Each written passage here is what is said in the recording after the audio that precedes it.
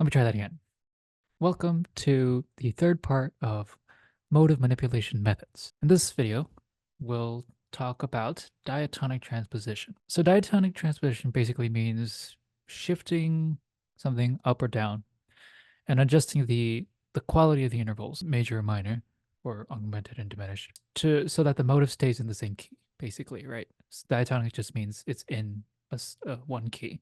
This is different from chromatic transposition because chromatic transposition you keep the same interval qualities. So if it's major second up and then minor second up, it has to stay major second up and minor second up.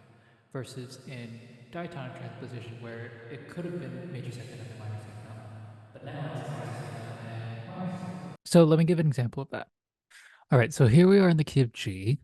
So let's say we had something like this, 3 notes. So that's not a motive. This is just talking about the difference between the two transposition types. So this is technically up a major second, and this is up. Oh, that'll be fine. Yeah, major second, right? Up a major second and up a major second. So if we diatonically transpose this up a major second to A, so that the first note is A, this is what it would look like. Now it's up a major second, but up a minor second for the second one. Now, I'm working in Sibelius, and Sibelius does things diatonically.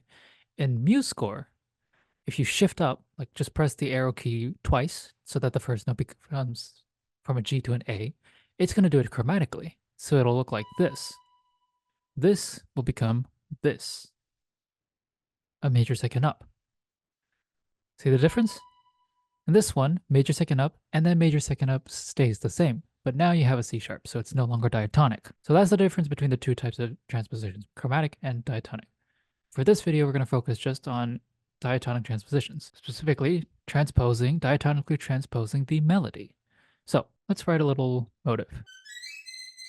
So there's our motive. It's dum bum bum bum bum bum bum bum bum. That's the rhythmic identity, and then we have down a third and then step up all the way, right? So melodically, it might not be that interesting, but that's okay. It's together that they become unique. But now we need to create a melody, so we can just do this, repeat it over, and shift it up a minor third, so that we go a nice do, fa sol la ti do, and then if we want to create a 4-bar phrase, we could do 2 same and then 2 contrasting. So we could do something like, yeah, and let's trill that. Why not? So this part is new, but the more important part is that we took this idea, right, and we shifted it up diatonically. So it was a third down, repeat, step up, step up, step up. Third down, repeat, step up, step up, step up. If we look at the qualities, though, it's going to change, right? So it's a major third down, it's a minor third down, it's a major second up, and then minor. So major second, major second, major second. This is a major second, minor second, major second. So that doesn't matter.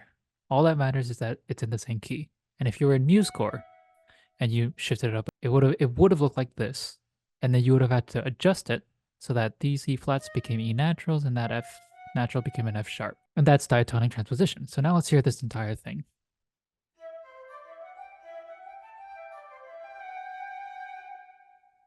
Yeah, that's a nice little tune, right? And then you can repeat it again. Bum, ba-dum, ba-ba-ba-bum, ba-dum, ba-ba-bum.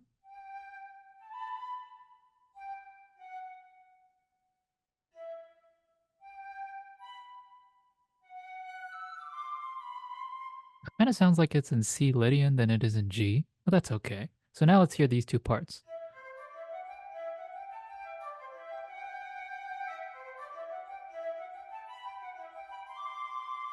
Yeah, that's nice, right? So we used diatonic transposition linearly to extend a motive into a melodic line or a melody, but we can also do it vertically. So what if instead of using this transposed up a minor third in the next bar, we had used it in the same bar? Oh, that's interesting, right? It's kind of like harmonizing it, which is what it is. So, but now this has become the top voice, right? So what if we bring this down an octave? And actually, let's all put it in the flute for now, just to make life easier. So I'm going to cut this, and I'm going to implode it. So now we have a 6th harmonization. So what if we did that throughout the entire piece? Harmonize it down a sixth diatonically. And that's the same thing as saying this, right? So it's the same thing as if we were doing this, taking this, shifting everything up by a minor third diatonically, moving it down, and I just put it on flutes, but you didn't have to, right? So this is what we would get.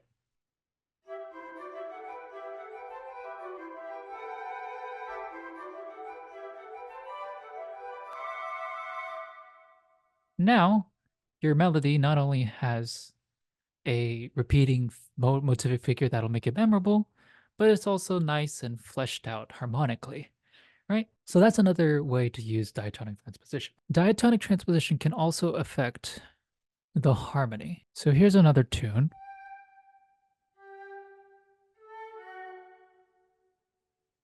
I'm going to make it a bit more, I'm going to create the rhythmic interest by tying this over. Something like that, right? Now, so say we did linear diatonic transposition again. Let's do up a major second, then down a major, down a minor third, and then back to tonic, where it was originally at. Let's listen to this.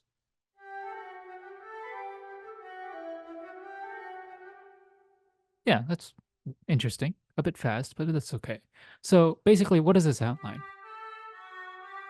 1, 2, 7, 1. Or that kind of implies the harmony, what? 1, 2, 5, 1, doesn't it? So you kinda hear, let me put this in the heart. You kinda hear it being,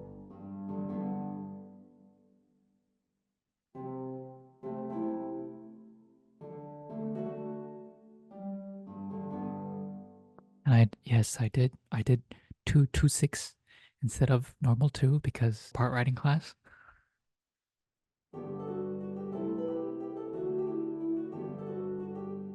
Right?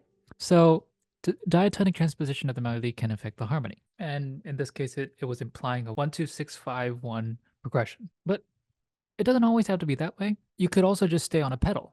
Like, what if the entire thing was just on a G pedal?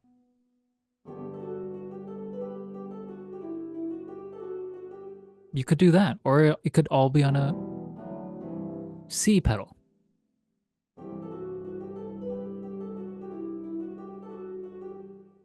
Or you could do a very long version of the 1 2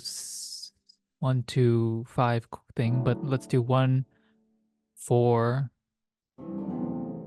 Actually, let's do 1 4 6 1, because why not? So let's hear all of these together now in succession.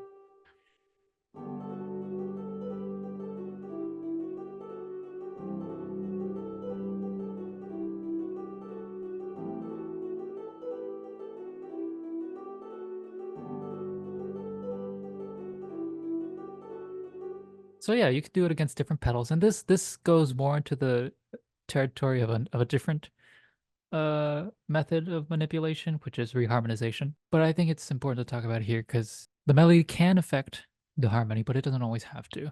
One example where the melody doesn't affect the harmony is a previous thing I wrote real quick. So what we have here is we have the melody right here.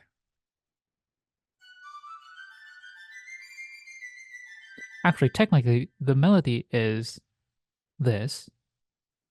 So notice it's in C. So it's in C, or C Lydian. And then if you take that and transpose it up a second diatonically, you would get this, right? And then what I did was diatonic transposition, but vertically, so that I could harmonize it, right? So you have the harmonization here. You can see the sixth already.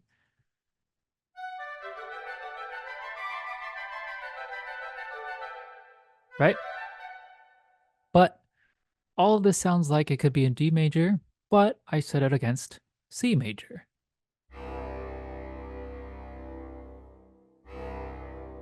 Right? So here's an example of that.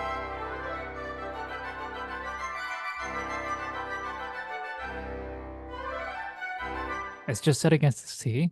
And before I play the full thing, I should add that right here, this part is just coloring the winds. So let's play the full thing right here.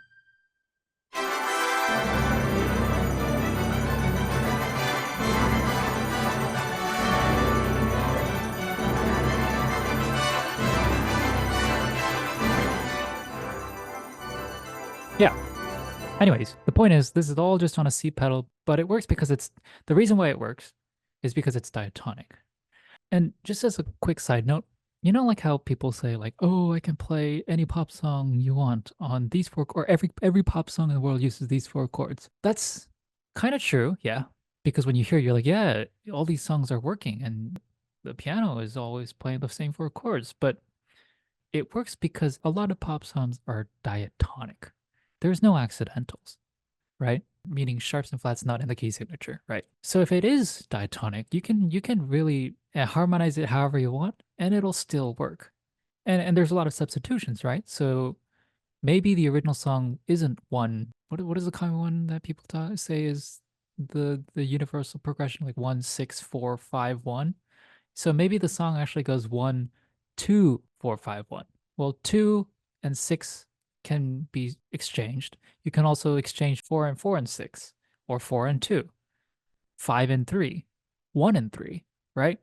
So no matter how you do it, it's always going to work because it's diatonic. And even if it doesn't sound like it's working because you hear like some dissonance, that dissonance isn't necessarily wrong dissonance, right?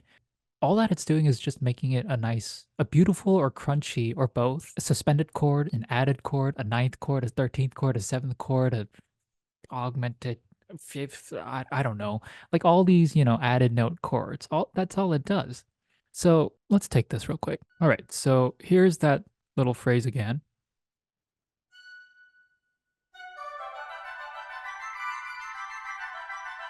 Because that's 2 4 6 8. Okay, so we can do like a 4-bar progression. So what's that common one everyone says is used? C.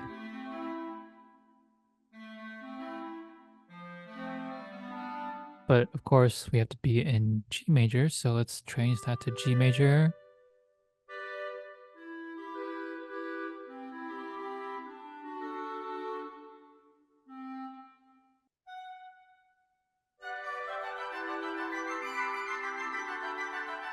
It works.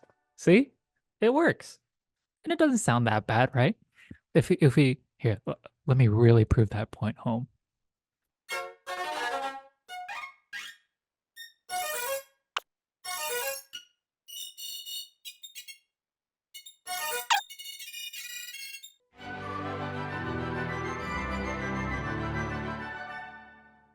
So it works, right?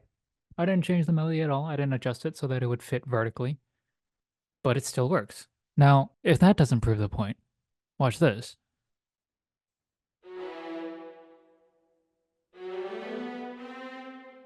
So I flip these two chords around. It still works. Let's try.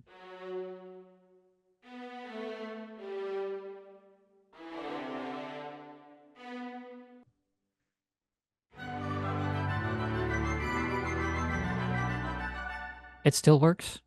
You could keep going. Let's try this.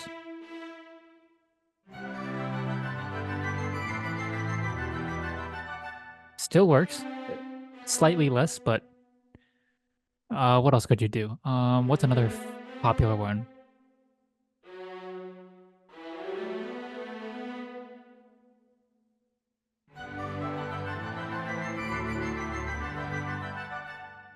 That still kind of works, but the point, right? You get the point, right? Because it's diatonic, no matter what progression you use, it'll work. So all people who say like I can play every song with four chords, is they just adapt the song to these four chords, and it'll still work out perfectly fine. I probably got way too sidetracked with this. Just as a quick side note, but the point was that don't be like worried about, oh, how do I know if transposing to this interval will work or not? The answer is always it'll work. First off, because it's diatonic, and second off, because you can always just adjust the chords, right? So if it doesn't work with the chords you already have, just adjust the chords. Or it might not work with the chord you have, but it'll create a crunchy chord that you can add more notes to it so that it sounds more crunchy, and then the awkwardness of it goes away because it's now fully crunchy. I don't know if that made sense, but like if you were worried because of this, You think that's weird? I love it. It's a ninth chord. But the reason I love it is because I automatically hear that F sharp filled in, right?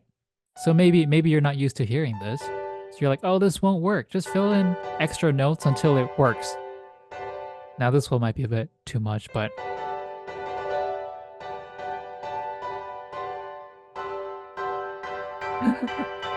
you could keep going up by thirds. Anyways, so that is diatonic transposition of a motive linearly and vertically. In the next video, we are going to start talking about common tone and leading tone modulations. And that will prep us for talking about chromatic transpositions as well as diatonic and chromatic reharmonizations.